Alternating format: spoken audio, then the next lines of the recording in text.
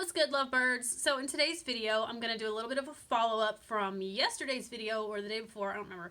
But I did a video talking about red flags. And if you are in a new relationship and you're starting to feel people out, feel each other out, and you see a red flag, my advice, bye. Like, I know it sounds terrible, I know it sounds negative, but truly, do you really want to be down the line in your relationship and not be able to get out? Which leads me to today's video.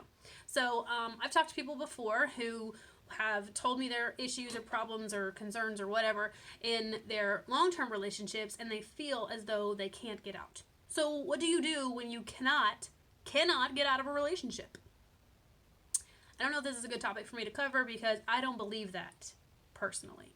Because you have your life is yours. It doesn't belong to anybody else except you. And so, if you're in one of these relationships where you're like, well, we have children, or, we've just been together so long, and I just don't want to start over, and blah, blah, blah. Like, I don't mean any disrespect. I really don't. But you've got to care a little bit more about your life. Sounds so dark. But it's true. But it's true.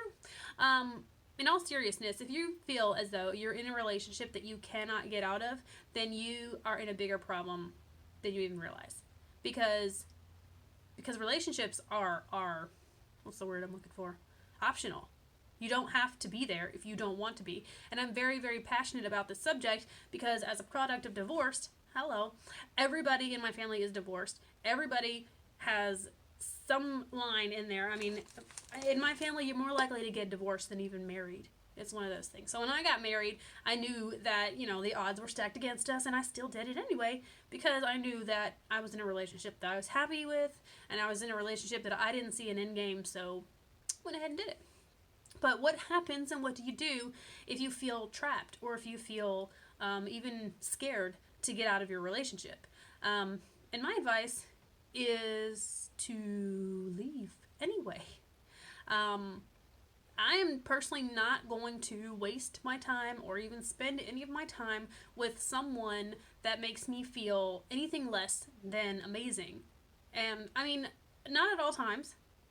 I'm not married to Prince Charming. Me and Jeremy do have our moments where we're not on the same page, but for the most part, we are. Now we're house divided. He's Republican. I'm not. Who cares? Doesn't matter. Doesn't really matter. But when it comes to the things that are important, your values, your morals, in my opinion, this doesn't even have anything to do with the other person. If you're in a relationship with somebody who is abusive, whether it's physical, whether it's emotional, you've got to stop and ask yourself, am I this kind of person that I would actually be with someone who is treating me in the manner of which that I do not want or do not like? And this is one of these moments where you got this man in the mirror kind of moment where you got to ask yourself, who am I to allow this type of treatment to go on?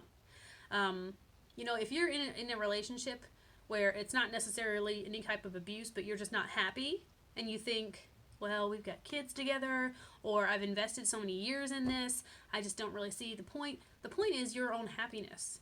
If you're not happy on a regular basis, on a continued basis, if you're not in your body happy, comfortable, satisfied with, with the direction or the trajectory of your relationship, and you see it just getting worse and worse, you need to get out. Because why waste your time trying to make something that's not going to work? I don't see a point in it. I feel like it's a big waste of time. And like I said in the other video about red flags, if you ignore the red flags in the beginning, they will become your biggest issues in the end, in the middle, whatever. And they don't go away. So please don't ignore these signs thinking, well, maybe he'll eventually change, or maybe she'll eventually get better, or maybe blah, blah, blah. Maybe, just maybe, you need to look at yourself and ask yourself, what is it that I don't like about me that's allowing me to accept these crappy qualities from someone else? I don't know. I've been, Jeremy's my longest relationship because before that my only two relationships, or maybe three, were about 2 months. Because I don't care to waste my time with people that that don't value me and that I don't value. So if you're with somebody that you honestly can look at yourself and say, I really don't respect this person, because they're not nice, or because they're vindictive, or because, they're abusive in any kind of way, then you need to look at yourself and say, why am I accepting this for myself? And the reason is probably because you don't really value yourself that much. And that's not okay. Because if you don't value yourself, you're teaching people that it's okay to not value you as well, which is probably what led you to be in such a crummy place in the first place. And there's good news at the end of this. And the good news is you have a choice to do with your life exactly what you want to do. Now, I understand feelings, and sometimes you get caught up in your feelings and you think to yourself, well, this is how I'm feeling. And most of your emotions are there just to validate what's going on in your body. But if you don't like this person, if you don't respect this person, then you shouldn't be with that person. It's a waste of your time, it's a waste of their time, and it's really not healthy to be around people who don't value you, and it just really teaches you not to value yourself. So value yourself today, and ask yourself, if I am with someone who is rude or opinionated in a disrespectful manner, or somebody who's just downright not nice to me, or mean, or whatever, ask yourself, why are you accepting it? Don't ask yourself why they are the way they are. It doesn't matter why they are the way they are. It matters what you do with this information. So if you're in a relationship that you're like, I can't leave, just know that you can. I know it sounds so simple and so easy to just be like, I'm out. And the reason why it sounds that way is because it is. You don't have to put up with bullshit. You don't have to settle in your life to be with someone who doesn't value you. You just don't.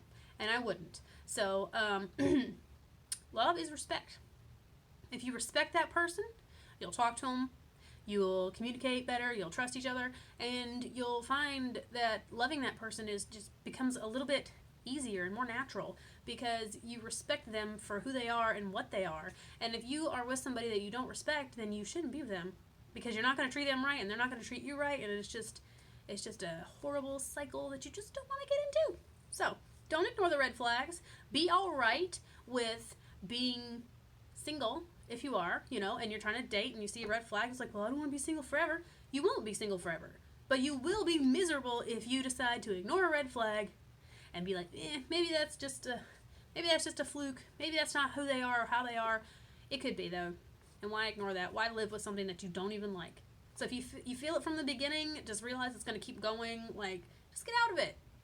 Don't waste your time. But if you're in a long-term relationship and you have children involved and you have, time invested into it, years invested into it, just realize, your time is still going. And children are not as stupid as we all assume.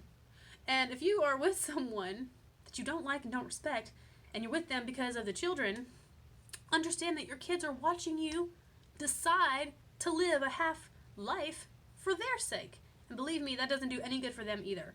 So, get out. Have a great day.